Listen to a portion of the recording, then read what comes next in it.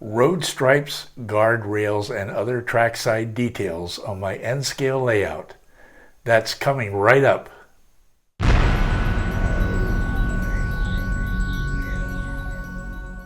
Hi, I'm Roy Smith.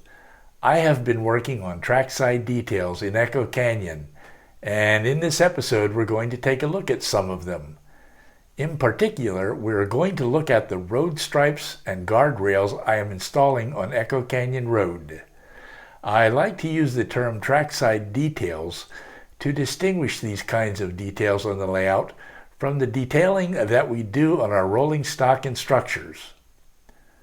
But when I say trackside details, I'm not talking about clutter and trash on the layout.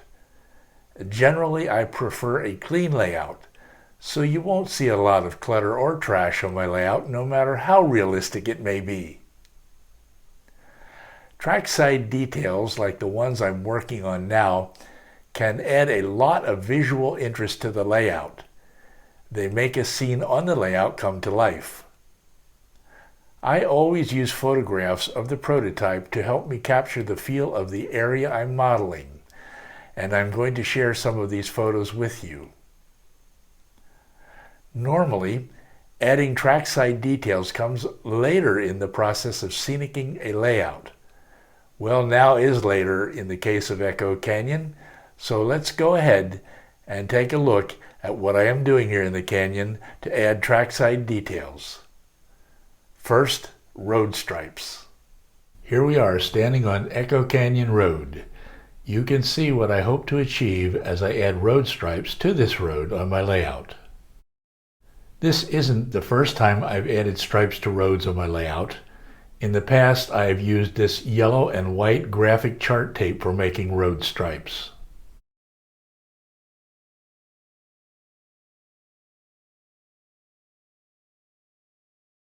This has worked pretty well for me, but it has also been a little challenging.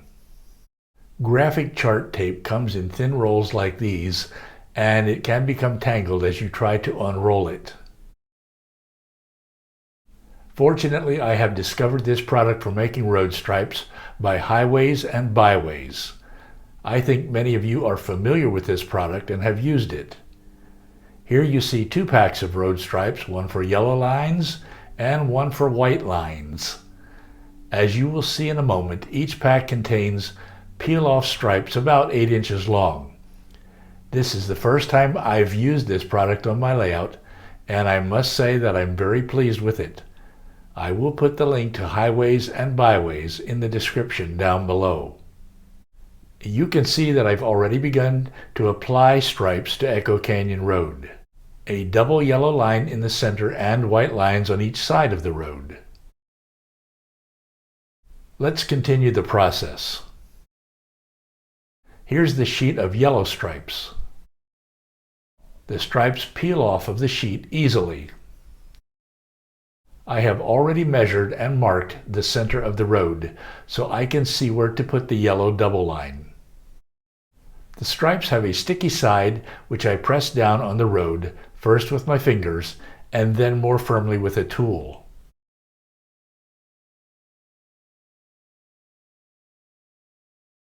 At first, it was a bit tricky to put the stripes exactly where I wanted them, but as I continued to work with them, I got better at it. Now the second of the center double lines. As you can see, I'm taking my time with this. I want to get it right. I'm such a perfectionist. Now the white lines on either side of the road.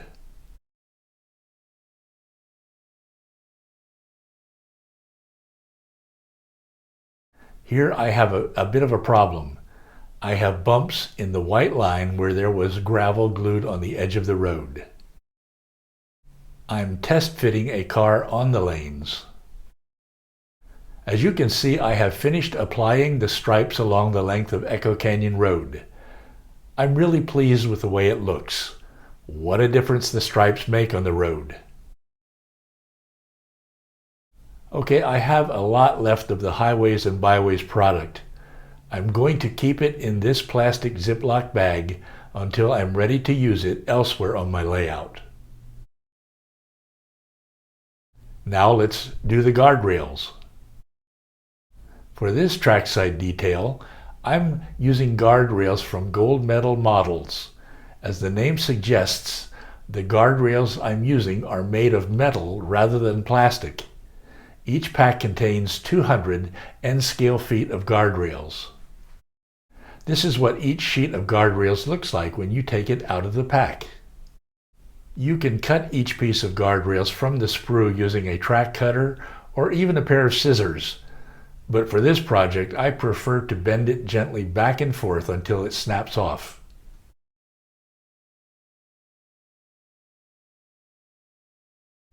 The posts for the guardrails are quite fragile and break off easily. This happened a couple of times to me when I tried to stick them in the ground following the instructions. So I tossed out the installation instructions and began to stick them in the ground my own way. This is how I did it.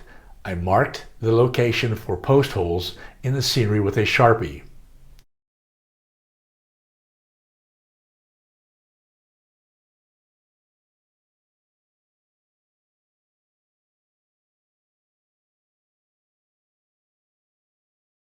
Then I punched holes in the scenery using an awl.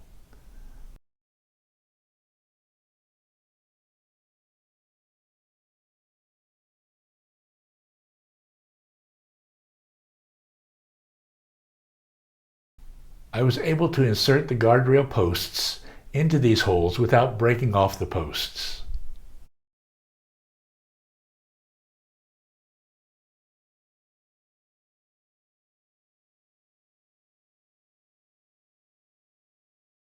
Now I've removed the guardrails from the layout temporarily. I'm going to paint them using flat white Tamiya paint.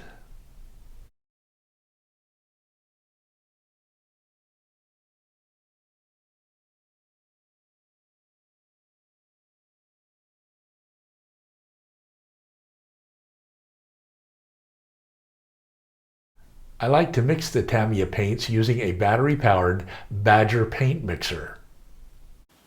When doing this, be sure to insert the mixer into the paint before turning it on and turn it off before removing it from the paint. If the mixer is running while you insert it in the paint or remove it from the paint, you could end up splattering paint all over your workbench. I could have used my airbrush to do this, but setting up an airbrush and cleaning it up afterwards is such a nuisance that I'm just using a soft artist's brush to paint the guardrails. I'm painting both sides carefully, making sure not to leave globs of paint anywhere on the guardrails. Now I have dry brushed some Hull red Tamiya paint onto the guardrails to simulate the heavy rust on the prototype, as you see here.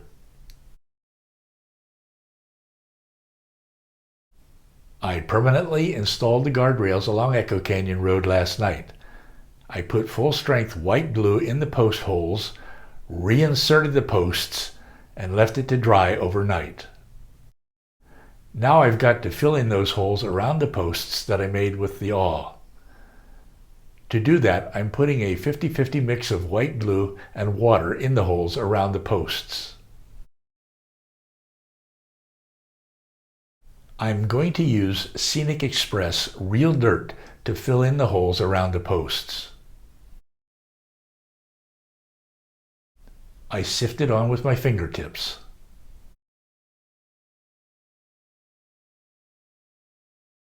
Now let's take a look at Emory Bridge, first on my layout, and then on the prototype.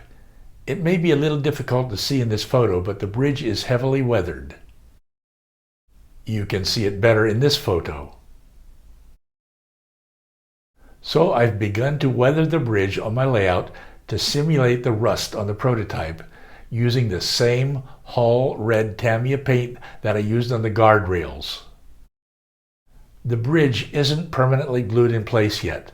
I still want to be able to remove it for planting vegetation under the bridge and, more importantly, for painting and ballasting the track under the bridge later on. The underside of the bridge is still that same dark gray color like it was as a kit. But otherwise, I painted the bridge a cement color, and I still have more weathering to do.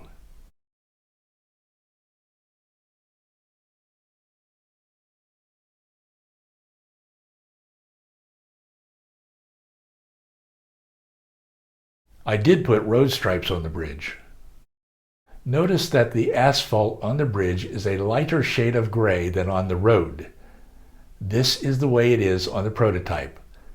I replicated this by painting the bridge surface a lighter shade of gray.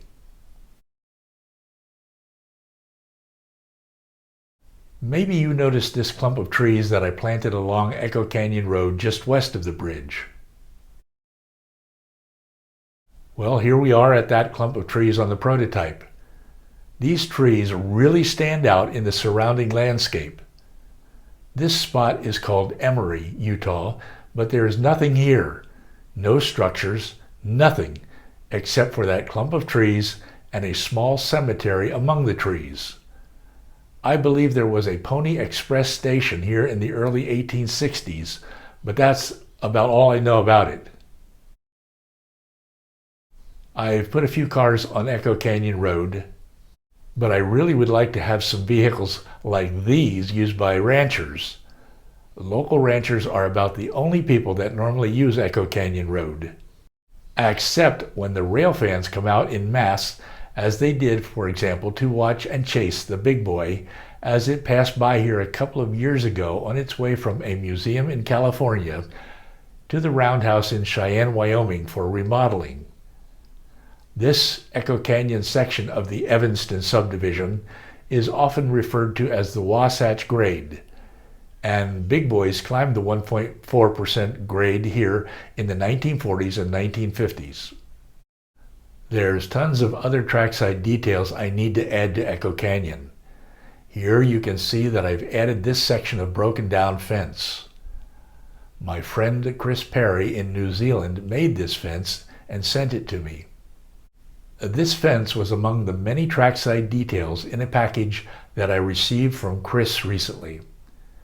In fact, this was the fourth package of such items that he has made and sent to me. There's all kinds of things in this package. For example, here are milepost and speed limit signs. I will be adding these things to the layout over time. Thank you, Chris. Well, look at this. A young couple has arrived in their car to do some rail fanning. It shouldn't be long, but they better hurry because I can hear a train coming now.